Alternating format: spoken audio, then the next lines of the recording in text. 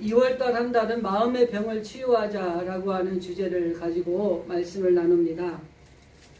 육체적인 병이 걸리면 백신을 통해서 이 육체적인 질병을 치유해야 되는 것처럼 마음에도 이 정신적으로 연약한 것들이 있으면 이 마음의 백신을 맞아서 치료가 필요하죠. 근데 지난주에 서두에 말씀드린 것처럼 코로나라고 하는 장기간의 이런 일들로 인해서 육신의 어떤 질병도 우리가 두려워하고 불안한 가운데 있지만은 이로 인해서 파생되는 이 많은 경제적인 부분, 사회적인 부분, 그리고 사람과의 관계적인 부분, 그리고 우리가 속해 있는 공동체 이런 부분에서 보니까 코로나를 걸리는 이런 질병보다 우리가 그 마음의 불안과 두려움이라고 하는 이 마음의 병이 더 큰 것 같은 거예요. 저도 마찬가지고요. 물론 이 코로나라는 질병이 걸리지 않은 사람으로서의 대하는 그 질병과 그 코로나로 인해서 이 확진이 된 사람과의 어떤 대하는 건 좀 다르겠죠. 하지만 어쨌든 불안하고 두려운 마음, 염려하고 걱정하고 근심하는 마음, 이런 것들이 우리 마음에서 쌓여서 이 마음의 병이 되는 경우가 참 많은 것 같아요. 그래서 이 마음의 병을 치유하기 위해서 하나님을 믿는 그리스도인들이 어떠한 것들을 가지고 어떠한 것들이 필요한가, 이런 것들 하나하나 좀 살펴보려고 하는 것입니다. 그래서 지난 첫 시간에는 마음의 병을 치료하는 데 있어서 구원의 확신이 필요하다라는 말씀을 드렸잖아요. 또 이 구원의 확신을 가지기 위해서는 어떤 것이 있나? 영생이 있다는 것을 우리가 확실히 믿어야 된다 그랬죠.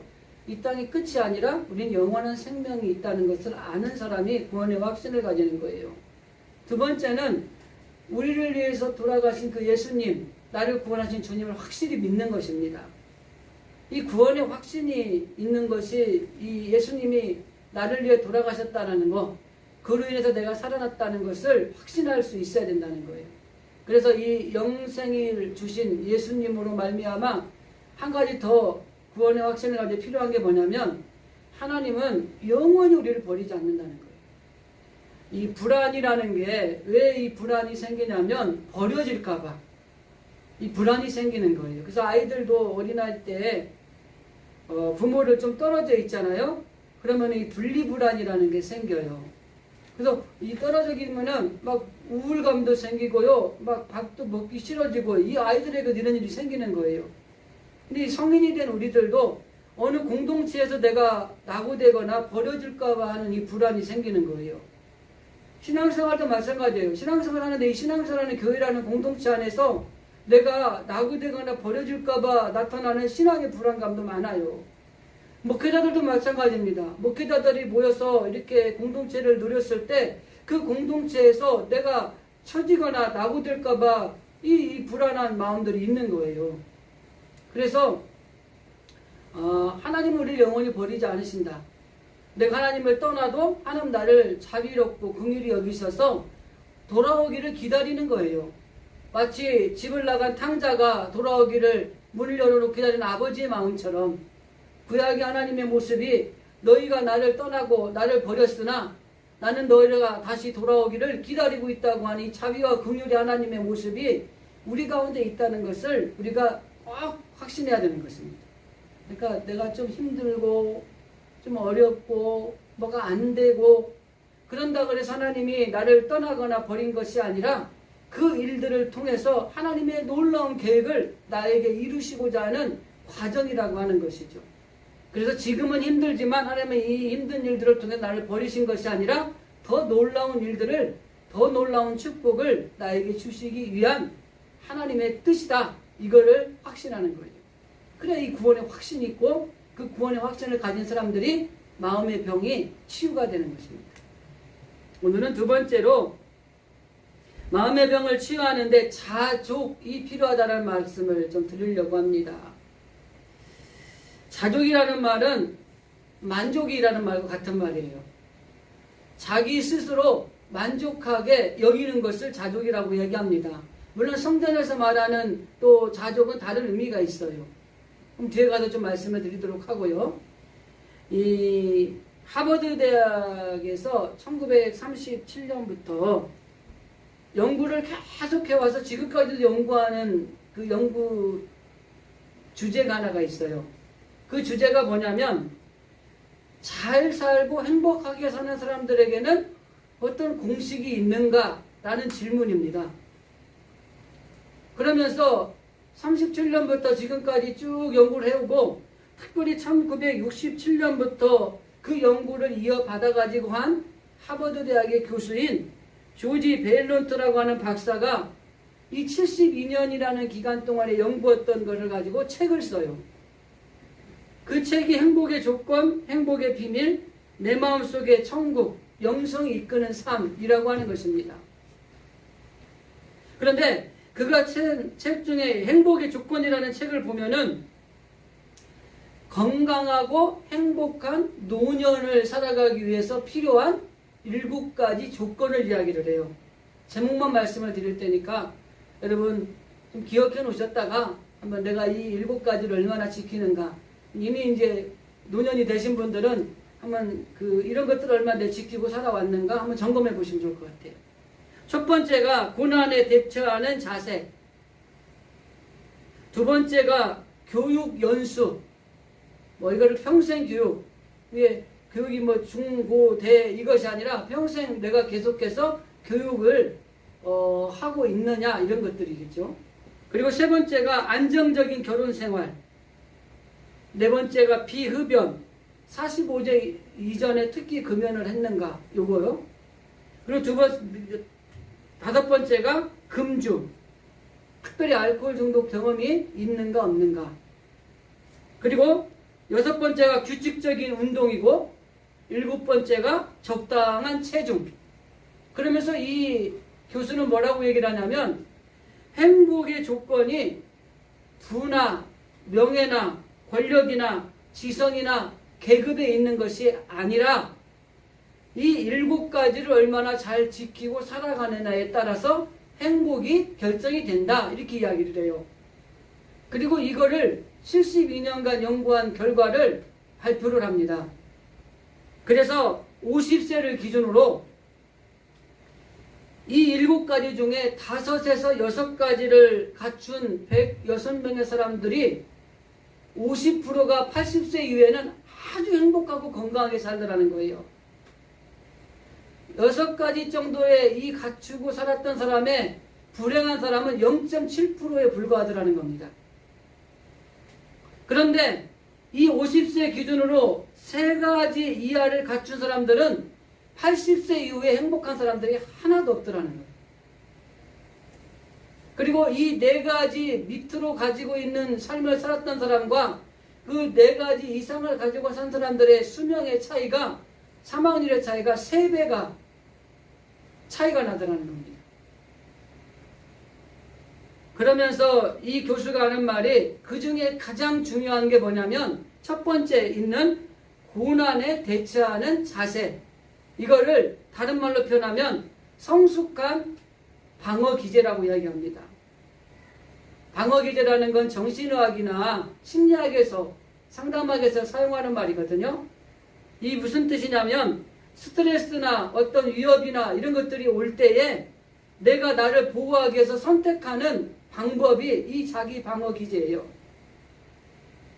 그래서 성숙한 방어 기제는 소소하게 불쾌하게 만드는 것들이 이게 내게 찾아온다고 할지라도 그것에 대해서 우리가 긍정적으로 잘 넘긴다는 겁니다. 그런데 미성숙한 방어 기제는 어떠한 것들이 올 때 그것을 잘못 받아들여서 자기의 삶을 폐허로 끌어가는 삶을 살아가게 된다는 거예요.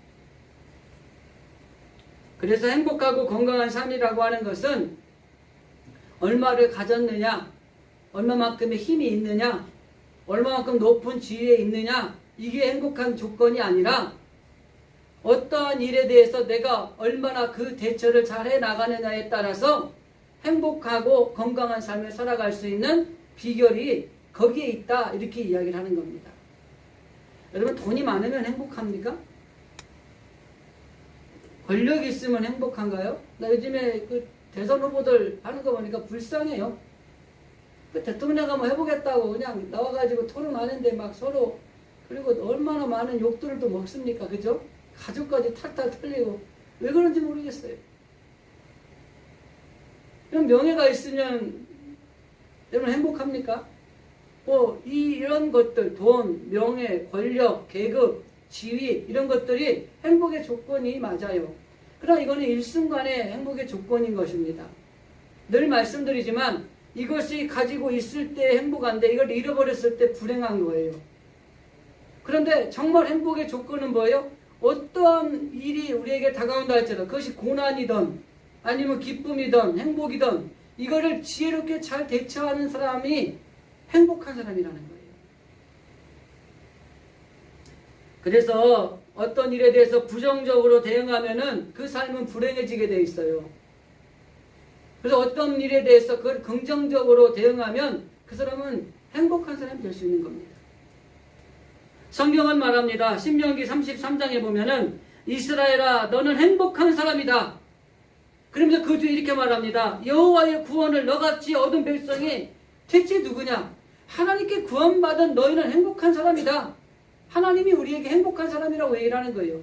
하나님을 믿는 저와 여러분은 행복한 사람이에요. 돈이 없어도 행복하고요. 힘이 없어도 행복합니다. 물론 돈이 있으면 더 좋겠죠. 힘이 있으면 잘 활용하면 은혜가 되겠죠. 명예가 올라가면 존중받으니까 좋겠죠. 그러나 그런 것들이 조건이 아니라 정말 중요한 건 하나님이 너희를 구원한 그 사건, 그걸 통해서 너희는 정말 행복한 사람이라는 거예요.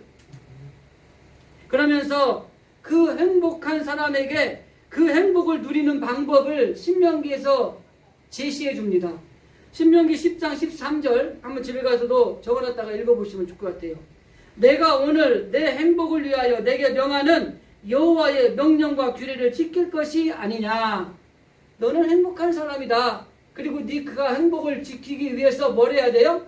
하나님의 명령, 규례, 하나님의 말씀을 지키는 것이다. 이렇게 얘기하는 거예요. 우리가 이 땅에 살면서 행복한 사람이고요. 그 행복을 누리기 위해서는 하나님의 말씀을 기준의 증거를 두고 그 말씀을 따라 살아가는 것. 이게 누리는 방법이라고 하는 것입니다. 그 죽음의 수용소라고 하는 책을 쓴 빅터 프랭클이라는 사람이 이런 이야기를 했어요. 자극과 반응 사이에는 공간이 있다. 이 자극은 사건이라고 표현할 수 있습니다. 어떤 사건과 그 다음에 어떤 반응 사이에는 중요한 공간이 존재해 있다는 거예요. 그래서 우리가 어떤 사건이 오게 되면은 그것을 반응하는 그 사이에 공간이 있다는 겁니다. 그리고 하나님은 이 공간을 로봇처럼 이렇게 해라 만들어 놓은 게 아니라 자유의지를 줬어요. 그래서 저와 여러분은요, 어떤 사고가 우리에게 오잖아요. 반응하기 전에 그 사이에 공간이 있습니다. 그래서 이 자유와 힘이 우리에게 주어졌는데 우리가 어떠한 반응을 하느냐에 따라서 성장하느냐 아니면 실패하느냐, 행복한 삶을 사느냐 불행한 삶을 사느냐가 결정이 된다. 이렇게 얘기를 했어요. 실제적으로 저와 여러분의 삶의 자리를 좀 돌아보시면은요, 어떤 사건 속에서 우리가 반응해야 되기 전에 나타나는 그 공간들이 다 존재합니다. 그래서 이 반응할 이 공간에 대해서 우리가 어떻게 반응하느냐에 따라서 우리의 삶이 달라지는 거예요. 운전하다가 나를 기분 나쁘겠다고 가서 받아버렸어요. 그죠? 그 반응의 대가를 치르는 겁니다. 운전하다가 나를 화나게 하는데 너 인생 그렇게 살아라. 그리고 난 내 운전하고 갔어요. 행복한 자예요. 그래서 우리가 어떤 사건을 우리에게 만날 때에 그 반응하는 그 사이에 공간이 있어요. 그 공간을 우리가 어떻게 활용하느냐에 따라서 우리는 행복한 사람이 되기도 하고요. 불행한 사람이 되기도 한다는 것입니다. 그래서 적어도 우리가 하나님이 우리를 이렇게 해라 만들어 놓지 않고 그 반응에 대해서 너가 결정할 수 있는 자유의지를 주었기 때문에 그 자유의지를 가지고 결정하는 대로 우리의 삶이 진행이 되는 거예요. 오늘 말씀에 순종하여 선택하는 것을 오늘 본문의 말씀은 뭐라고 얘기냐면 자족을 이야기합니다. 11절 말씀에 보면 어떠한 형편에든지 나는 자족하기를 배웠다라고 말합니다. 국어사전의 자족의 뜻은 스스로 넉넉함을 느낀다라는 뜻이에요. 그런데 이것이 성경에 등장하는 자족의 원어는 아우타르케스라는 말인데 이 말의 뜻은 넉넉하고 충분하다는 말입니다.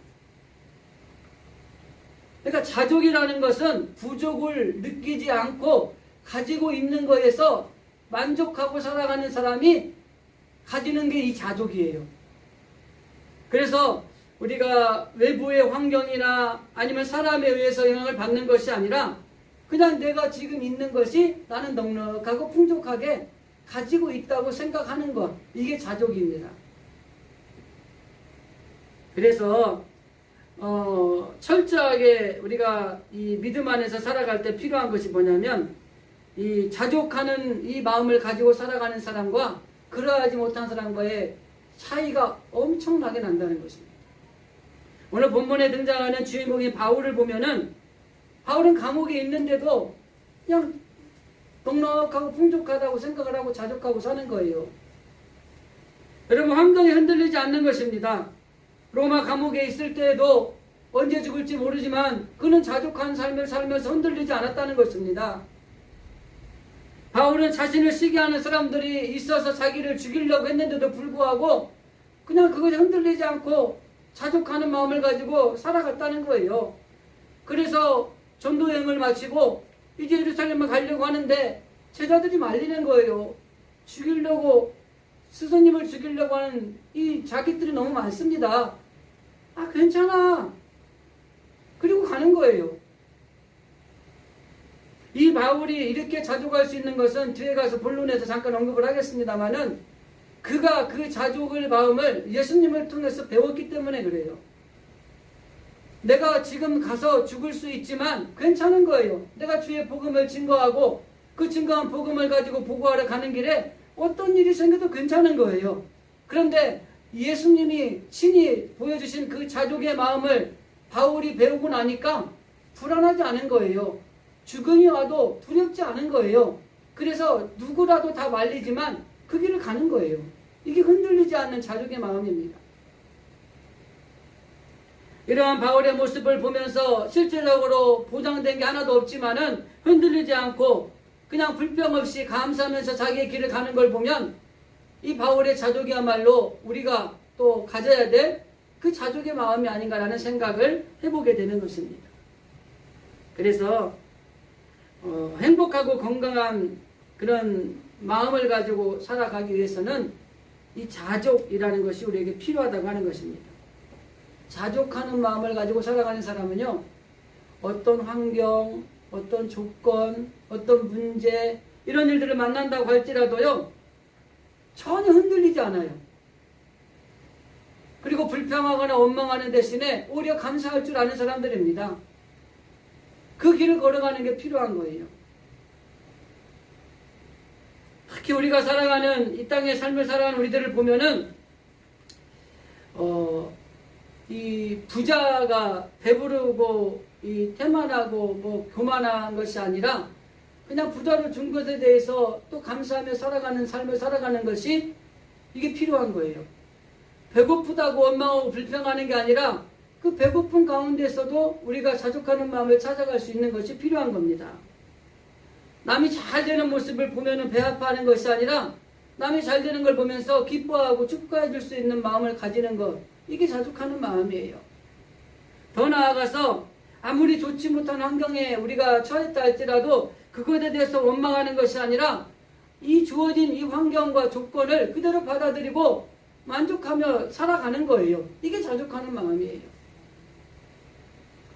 그래서 오늘 본문에 등장하는 바울은 내가 일체에 자족하는 것을 배웠다라는 표현도 하고요. 그리고 그 일체의 그 자족의 핵심에서 비천에도 그리고 풍부에도 처할 줄 아는 비결을 배웠다라고 이야기를 하는 겁니다.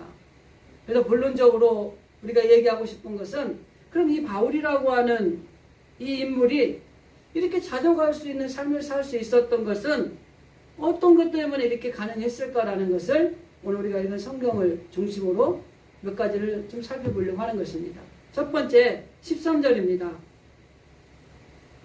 내게 능력 주시는 자 안에서 내가 모든 것을 할 수 있느니라. 바울이 자족할 수 있었던 큰 이유 중에 하나는 뭐냐면 능력을 주시는 주님 안에서 내가 있었기 때문에 나는 자족할 수 있었다는 거예요.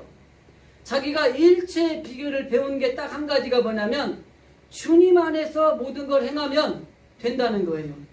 내가 지금까지 여기까지 온 것이 사람의 힘으로 된 것이 아니라는 겁니다. 내가 지금까지 여기 온 것이 누구의 도움을 받아서 온 것도 아니라는 것입니다.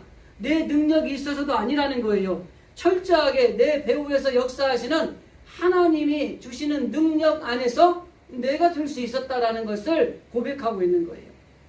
그러니까 우리가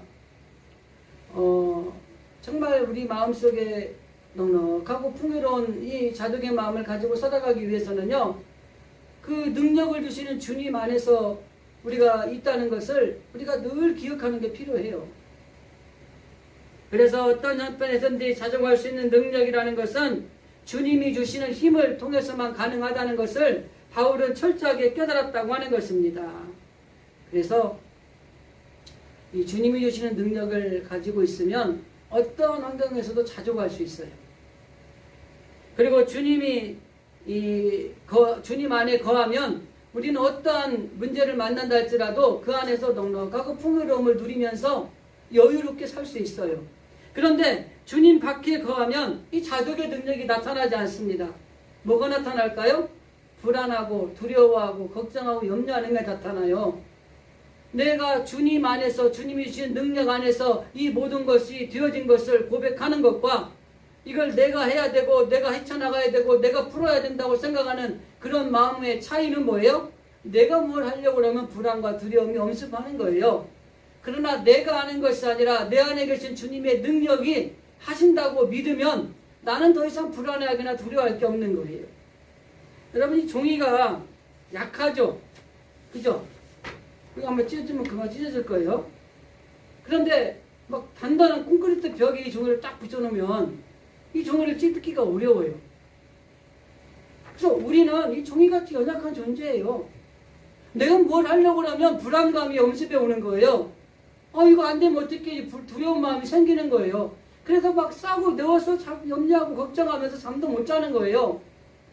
그런데 주님 안에서 주님의 능력으로 되어질 것이라고 믿고 나가면 이 종이가 약하지만 콘크리트 벽에 딱 붙어있을 때는 누구 되어줄 수 없는, 찢을 수 없는 종이가 되는 것처럼 우리가 주님 안에서 주의 능력 안에서 이루어지면 우리는 불안해하거나 두려워하지 않는 것입니다. 여기 보면은 내게 능력 주신 자 안에서 내가 모든 것을 할 수 있느니라 라는 말씀이 있어요. 여기 모든 것을 할 수 있다는 말은 뭐예요? 그냥 아무거나 다 된다는 게 아니에요. 오해하시면 안 돼요. 주님 안에서 그리스도를 통해서 주님의 능력으로 주어지는 것이 있으면 어떤 형편에 처하든지 우리는 자족할 수 있다는 겁니다. 그래서 주님 안에서 주님을 통해서 주님의 능력으로 되어질 때 모든 것이 이루어지는 거예요. 그렇기 때문에 우리는 주님의 능력 안에서 모든 것이 이루어질 수 있다고 하는 마음을 가질 때에 바울이 가졌던 그 자족의 마음을 가질 수 있다고 하는 것입니다. 그래서 이 자족은 정확히 따지면 믿음의 문제예요. 예수님을 온전하게 신뢰하면 어떤 조건에서도 우리는 만족하며 살아갈 수 있는 것입니다. 그런데 이 능력을 주시는 예수님을 의지하지 않으면 늘 불안하고 늘 염려와 걱정 가운데 살아갈 수밖에 없는 우리의 삶이 되는 거예요. 그래서 자족할 수 있는 능력의 원천은 예수님입니다. 특별히 예수님의 능력 안에서 모든 것이 되어질 수 있다는 이 믿음 안에서 우리는 넉넉하고 풍요롭게 이길 수 있는 자족하는 마음을 가지고 살아갈 수 있다고 하는 것입니다. 그리고 그 자족하는 마음을 가지고 살아갈 때에 우리의 마음의 병이 하나 치유가 되는 거예요. 그래서 우리가 주님 안에 있을 때 자족이라고 하는 항체가 우리 가운데 생겨서 지난주에 말씀드렸던 면역력이 강해지잖아요. 그래서 항체가 생겨서 어떠한 것들이 우리에게 들어와도 이 정도쯤이야 주님 안에 있는 내가 이거 갖고 염려하랴, 이거 갖고 걱정하랴, 이거 갖고 불안해하고 내가 두려워하랴? 아니, 그렇지 않다는 거예요. 왜? 내 안에는 주님으로 인해서 주님 안에서의 능력이 살아있기 때문에 이제 더 이상 이런 것들이 나를 해할 수가 없는 넉넉하고 풍요롭게 이길 수 있는 사람이 되는 거예요. 그래서 바울은 로마서에서 분명하게 말합니다. 우리가 알거니와 하나님을 사랑하는 자, 곧 그 뜻대로 부르심을 입은 자들에게는 모든 것이 합력하여 선을 이루게 되어 있다. 그리고 로마서 11장에도 보면은 이는 만물이 주에게서 나오고 주로 말미암고 주에게로 돌아가니라. 그에게 영광이 세세토록 있을지어다. 주 안에서 모든 것이 이루어지고 주 안에서 모든 것들이 행해지고 주 안에서 모든 것들이 뜻대로 되어진다는 것입니다. 우리는 그 주님의 능력 안에서 우리가 살아갈 때에 하나님께는 영광이고 우리에게는 놀라운 축복이 우리에게 주어지는 거예요. 그렇기 때문에 우리가 예수 그리스도 안에 있으면 어떤 환경에도 자족할 수 있다고 하는 것입니다. 나의 능력이나 나의 배경이나 나의 환경이나 내가 가진 어떤 것들 때문에 자족하는 것이 아니에요. 철저하게 우리가 알아야 될 것은 뭐예요? 그런 자족은 오래가지 못합니다. 내가 가진 능력이나 내가 가진 배경이나 내가 가진 어떤 힘으로 내가 만족하게 살아가고 있는 것은 오래가지 않는다는 거예요. 앞에서도 언급했지만은 그 조건들이 사라지면 이제는 그 자족하는 마음도 무너지게 돼 있다고 하는 것입니다. 그래서 영원히 변치 않고 또 세상 끝날까지 우리가 함께 하시는 예수님 안에 우리가 있기 때문에 우리가 자족하면서 살 수 있는 거예요. 그래서 우리가 잘 부르는 복음성가 찬양을 보면은 사람을 보며 세상을 볼 땐 만족함이 없었네. 나의 하나님 그분을 볼 때 나는 만족하였네. 세상에 있는 것들이 나에게 만족을 줄 것 같지만은 지극히 조건적이고요. 나의 하나님 그분을 볼 때에 그 안에 진정한 만족이 있다고 하는 찬양의 고백이라고 하는 것입니다.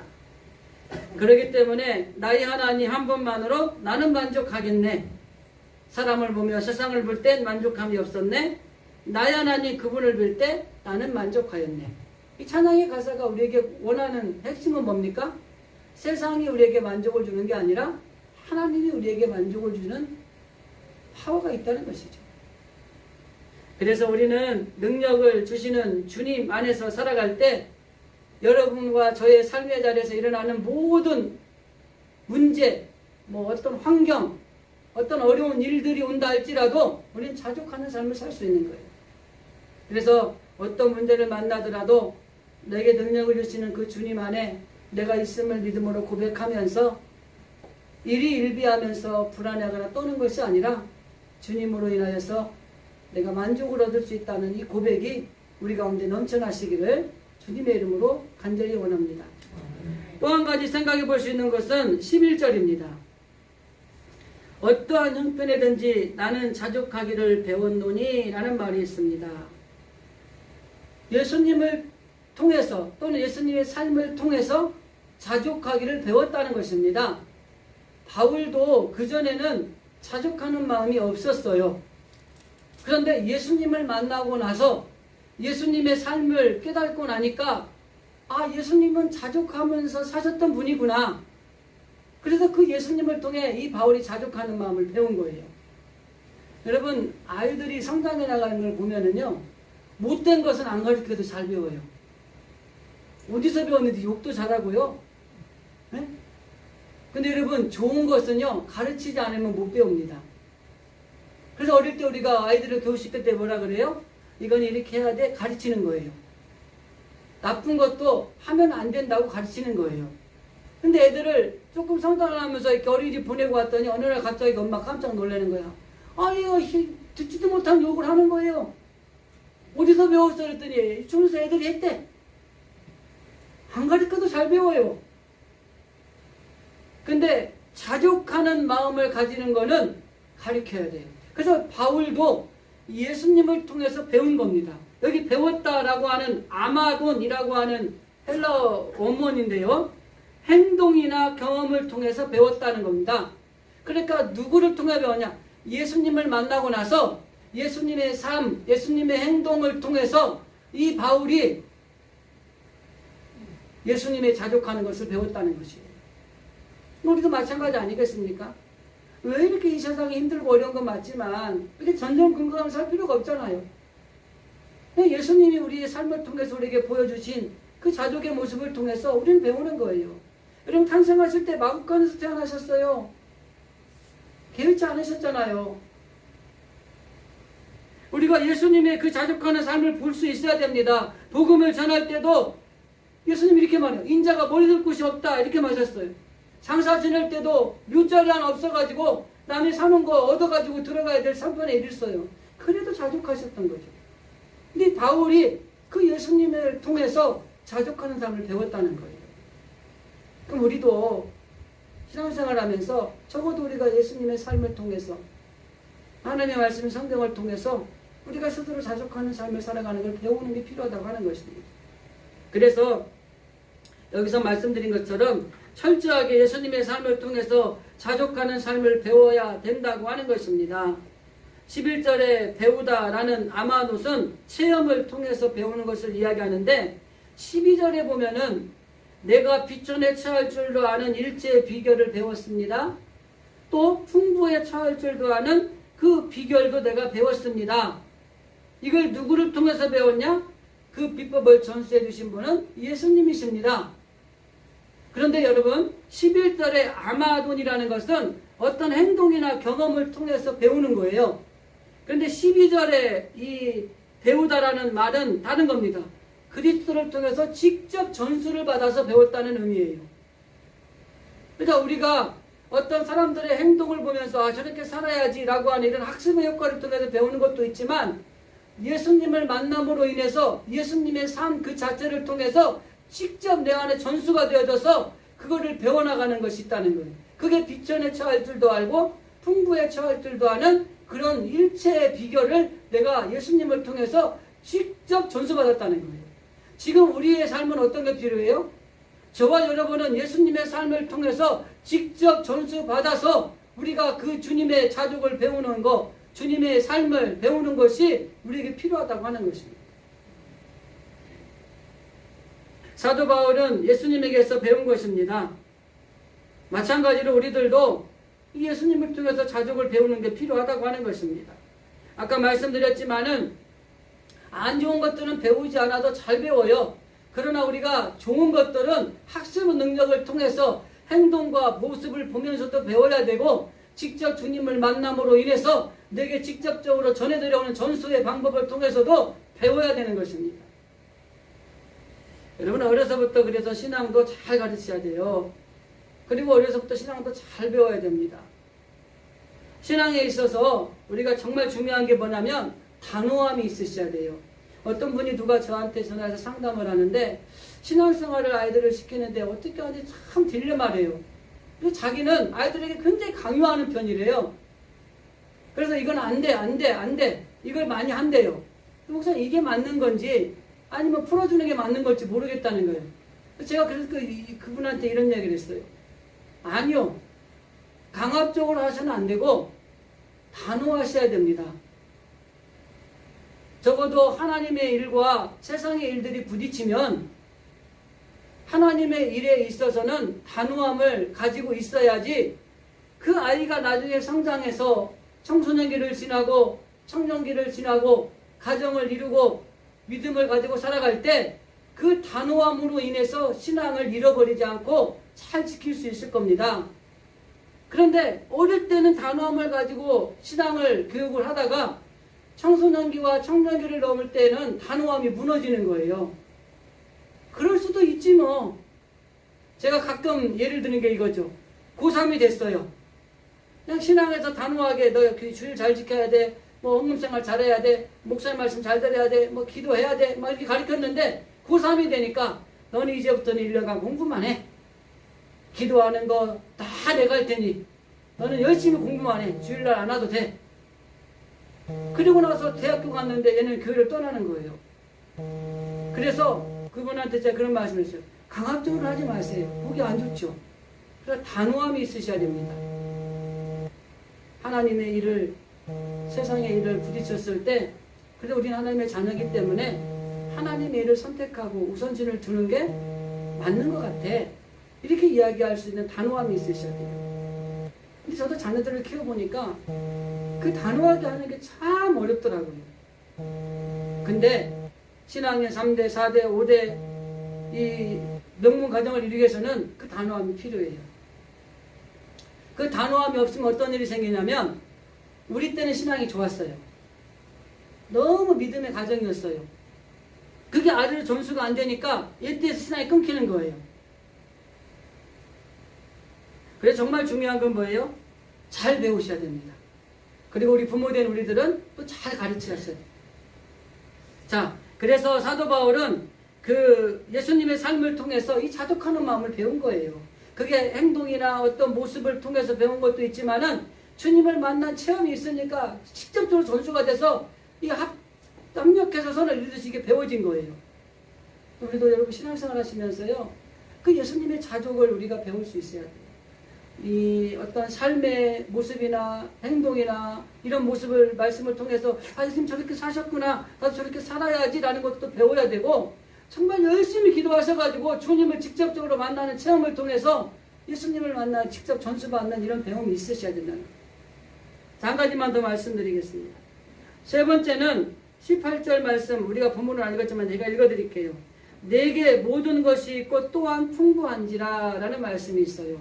자족하는 것의 중요한 요소가 아니라 하나가 뭐냐면, 결핍의식을 가지고 있는 것이 아니라 풍요의식을 가지고 있으셔야 돼요. 결핍의식이라는 게 뭐냐면, 나는 가진 게 없다, 늘 부족하다고 생각하는 게 결핍의식이에요. 풍요의식은 뭐냐면, 가지고 있고 안 있고를 떠나서 나는 늘 많은 걸 가지고 있다고 여기는 마음이에요. 그거는 객관적인 사실이 아니라 주관적인 겁니다. 오늘 본문에 등장하는 13절 이후의 말씀을 쭉 보면, 바울이 그 빌립보 교인들이 나에게 성경금을 넉넉하고 풍요롭게 보내줘서 너무 고맙다 이런 말을 해요. 그리고 17절인가에서는 이제 로마 감옥에 있을 때 일을 상기시키면서, 내가 로마 감옥에 있을 때에 죽을 때가 되니까 성경금을 보내지 않은 사건들도 있어요. 그런데 그런 거에 연연하지 않고 바울이 뭐라고 얘기하면, 빌립보 교인들이 나에게 풍족한 것을 보내주었고 에바브로디도라고 하는 제자를 통해서 보내온 헌금도 나에게 넉넉하게 가득하게 채워졌다 이렇게 얘기를 해요. 자, 여기서 한 가지. 첫째는 정말 풍요로운 물질을 가지고 왔을 수도 있어요. 두 번째는 풍요로운 물질이 아니고 지극히 부족할 수도 있지만 바울이 느끼는 주관적인 겁니다. 성도들이 주고 또 이렇게 보내온 것들이 물질의 양을 떠나서 그것이 나에게 너무나 넉넉하고 풍요로운 것으로 받아들이고 있는 모습이 있는 거예요. 우리가 선교지 있는 분들을 후원할 때, 우리가 더 성경금 하는 10,000원이 얼마나 도움이 되겠어? 여러분, 큰 힘이 됩니다. 그래서 우리가 가정 안에서 자녀들이는 누구든 간에 사실은 선교원금을 하시는 게 좋아요. 이 선교원금을 통해서 선교지에 있는 선교사님들이 정말 엄청난 일들을 해나가고 있다는 걸 생각하면 괜찮은 거예요. 바울도 똑같은 겁니다. 바울은 정말 풍요로워서 풍요의식을 가지고 살았던 것이 있을 수 있지만은 자기에게 가지고 있는 것에 만족하는 거예요. 그리고 하나 서둘러서 말하는 거예요. 이 모든 것이 하나님의 은혜로 되었다고 하는 것입니다. 그렇기 때문에 우리는 어떠한 경우에도 이 바울의 13절 이하에 있는 18절까지의 말씀을 통해서 주시는 핵심 가운데 하나가 뭐냐면, 바울은 그들이 준 물질이나 어떤 이런 것들을 통해서 그들을 위해서 이야기하는 것이 아니라 17절, 18절, 19절, 20절을 보면 오히려 바울은 그 물질을 보내온 교인들을 향하여서 축복을 하는 거예요. 너희들이 풍요로워지기를 원한다. 하나님께서 너희들에게 이 풍요를 주실 것을 내가 축복한다. 20절에 보면 이렇게 했고 마지막 마무리를 하는 걸 볼 수 있습니다. 그래서 이 풍요의식을 우리가 가능하게 하는 것은 뭐냐면, 모든 것이 주님의 은혜로 된 것이라고 생각하는 것. 그리고 지금 현재 내가 가지고 있는 것에 감사하는 것. 그래서 우리는 현재 우리들이 가진 것, 누리고 있는 것이 하나님의 은혜라고 생각하는 것이 이게 풍요의식을 가지고 살아가는 겁니다. 여러분, 사람들이 상대적으로 박탈감을 느낀다 그러죠? 내가 있는 것을 빼앗겼다고 생각하기 때문에 박탈감을 느끼는 거예요. 그런데 여러분, 박탈감의 기준을 어디다 두는 게 맞는 것 같아요? 영으로 둬야 됩니다. 영. 나는 원래 올 때 적신으로 왔어요. 아무것도 없이 알몸으로 왔어요. 아무것도 없는 사람이었어요. 그런데 지금 내가 가지고 있는 것이 아무것도 없었는데 이렇게 주신 것에 대한 하나님의 은혜로 감사할 수 있을 때에 풍요의식을 가질 수 있는 거예요.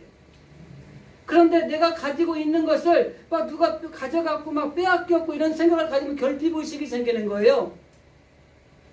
근데 나는 원래 아무것도 없었는데. 그 옛날에 김국환 씨가 부른 노래 아세요?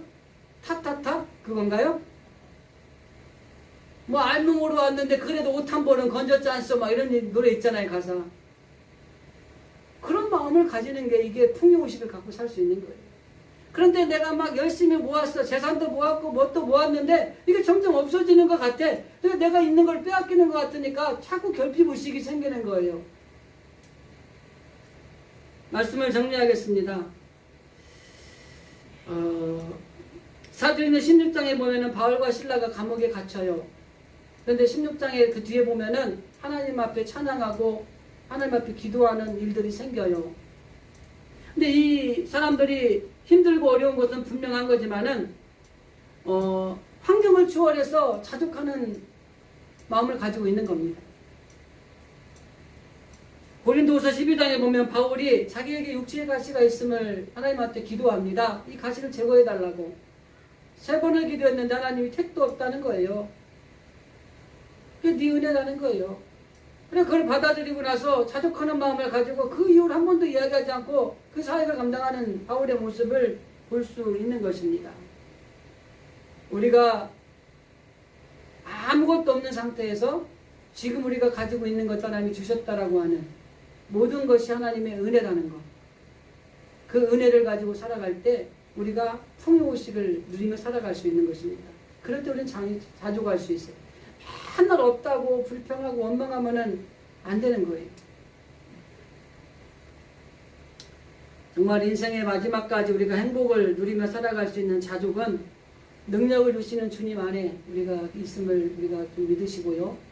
또 철저하게 예수님의 삶을 통해서 자족하는 것들을 좀 배우셔야 되고, 그리고 결핍의식이 아니라 풍요의식을 가지고 모든 것이 하나님의 은혜로 되었다고 하는 이 고백 속에 이 풍요의식을 누리며 살아갈 때 여러분의 마음의 병이 치유되고 또 놀라운 은혜가 저와 여러분의 삶 가운데 넘치는 축복의 장으로 이루어질 줄로 믿습니다.